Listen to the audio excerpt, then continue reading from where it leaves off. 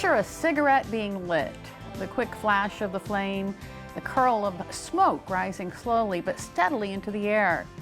With something so simple and small, you wouldn't think it could cause so much harm. But with every seemingly innocent inhale, thousands of particles and toxins enter the body, and they add up fast. That's why smoking claims the lives of almost 500,000 people a year, and why every year the third Thursday of November is just designated as the Great American Smokeout.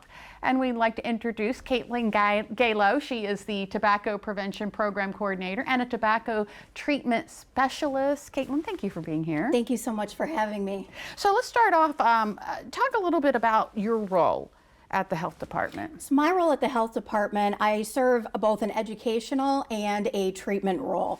I do a lot of prevention education in students, anywhere from middle through high school. I've even done some elementary school presentations as well, trying to ideally prevent youth and young adults from even starting to use nicotine. Sure. So on top of the prevention role, I also work with the Wycomico County Sheriff's Department.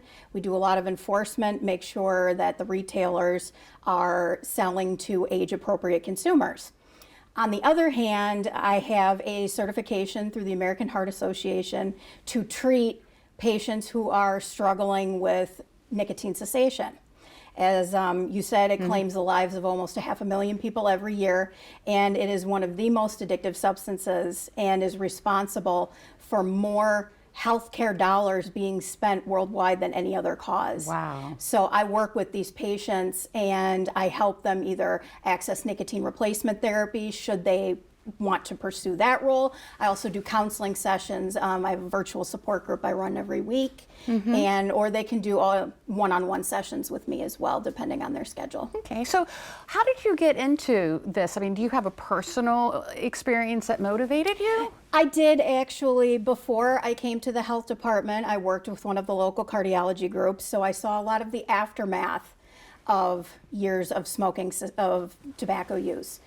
And I have a family history. I have a grandmother who was a very heavy smoker as I was growing up and actually passed away from emphysema several years ago. So I was exposed to the decline in her health, and which ultimately took her life was cigarettes. Yeah. So the Great American Smokeout is coming up. Why do you think it's important to recognize this day?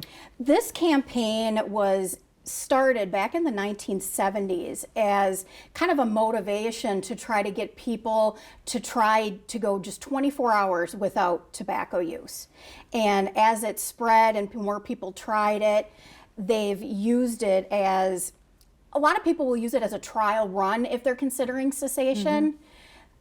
They will take the day and not use tobacco, and it helps them to be able to recognize what parts of their cessation journey may be easier for them to handle, whereas what parts might be more difficult, and for that they may want to plan ahead and seek some help for.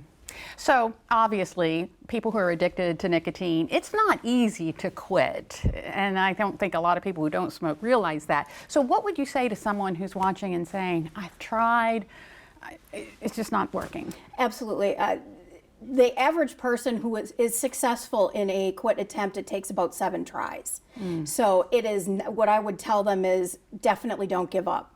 It is a very, very hard substance to quit. And there's a reason for that, because it reaches the brain so quickly.